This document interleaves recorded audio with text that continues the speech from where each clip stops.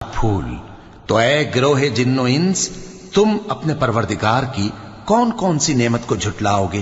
اسی نے انسان کو ٹھیکرے کی طرح کھنکھناتی مٹی سے بنایا اور جنات کو آگ کے شعلے سے پیدا کیا، تو تم اپنے پروردگار کی کون کون سی نعمت کو جھٹلاؤ گے؟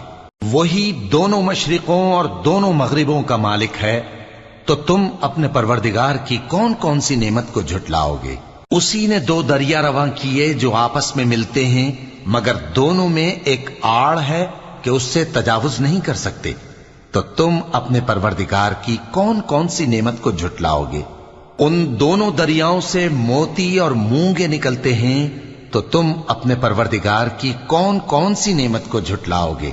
اور جہاز بھی اسی کے ہیں جو سمندر میں پہاڑوں کی طرح اونچے کھڑے ہوتے ہیں، تو تم اپنے پروردگار کی کون کون سی نعمت کو جھٹلاؤ گے؟ جو مخلوق